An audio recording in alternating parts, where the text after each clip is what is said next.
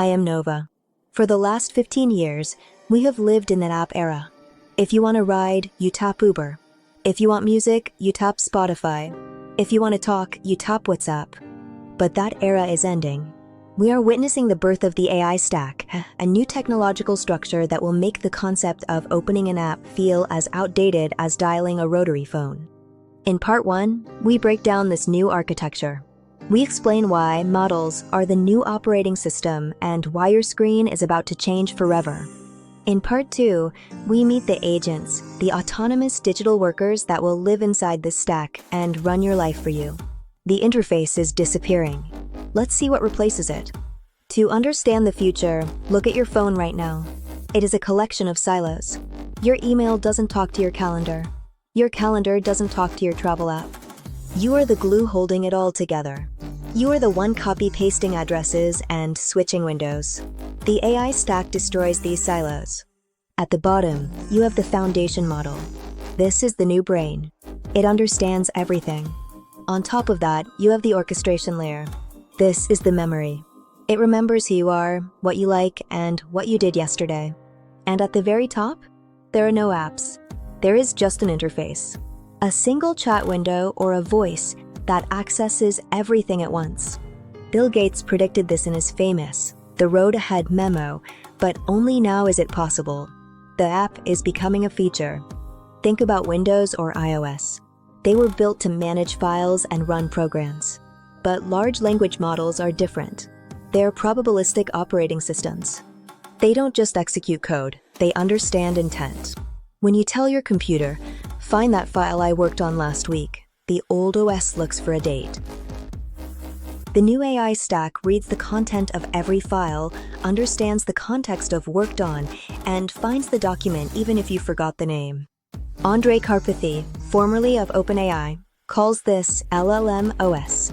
The model isn't just a chatbot, it is the kernel that manages your memory, your tools, and your hardware. We are moving from clicking icons to declaring goals. But a naked model like GPT-4 has a problem. It doesn't know you. It knows the internet, but it doesn't know your emails or your company data. This is where the middle layer of the stack comes in, RG, or Retrieval Augmented Generation. Think of RG as giving the AI a library card to your personal life. When you ask a question, the system doesn't just rely on its training. It runs to your private database, retrieves the exact email or PDF you need, and then answers the question using that context. This is the secret sauce for businesses. It allows companies to have an AI that is brilliant and private. It creates a second brain that never forgets a meeting, a name, or a document. What does this look like for you? It means the end of learning software. For 30 years, humans had to learn the language of computers.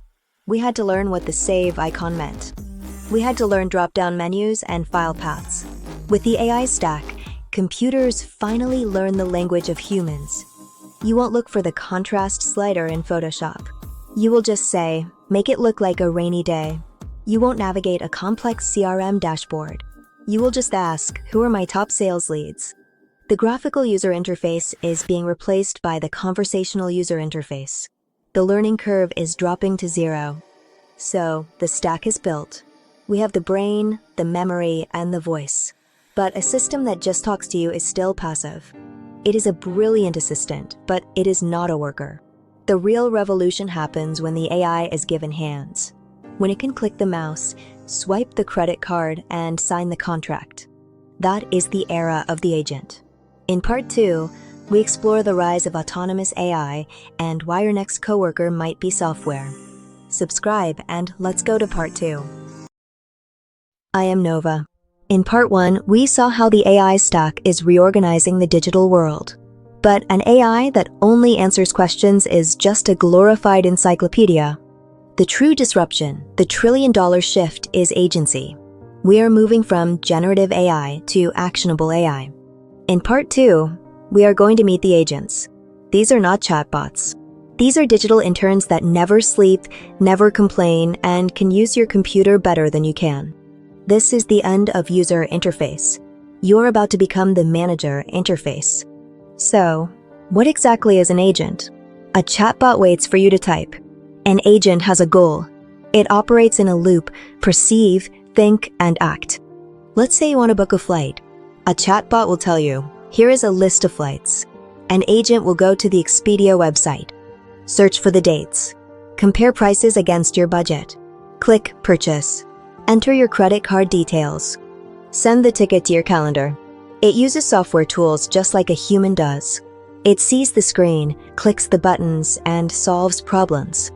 If the website crashes, it refreshes. If the price is too high, it negotiates or looks elsewhere. This shift is so massive it is spawning new devices. We have seen the Rabbit R1 and the Humane Pin.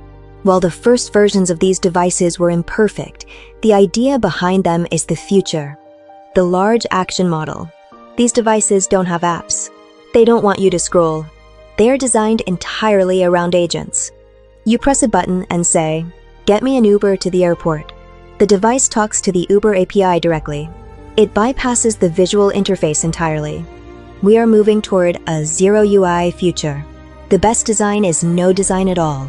The best interaction is the one that happens automatically. This changes the economy of the internet. Today, we buy software as a service. You pay $20 a month for QuickBooks and you do the accounting.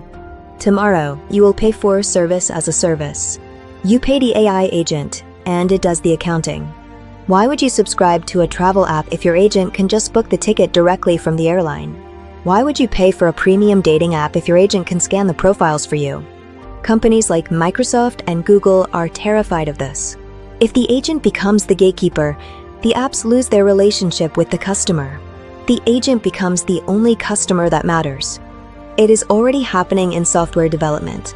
Look at Devon or GitHub Copilot Workspace. These are autonomous coding agents. You don't paste code snippets anymore. You give the agent a prompt, build me a website that tracks stock prices. The agent creates the file structure. It writes the Python code. It writes the HTML. It runs the code. It sees an error. It fixes the error. It deploys the site. Engineers at major tech firms are already reporting that they are shifting from writing code to supervising agents. The barrier to creation is vanishing. If you can speak, you can build.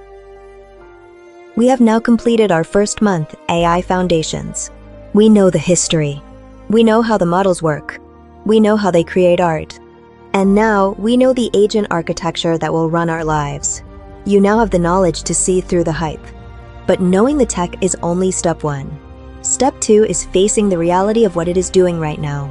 Next month, we start the state of AI today. We will look at the hard numbers, the hallucinations that still plague us, and the $4 trillion impact hitting the economy. The theory class is over. The real world begins next week. I am Nova. Subscribe and I'll see you in the future.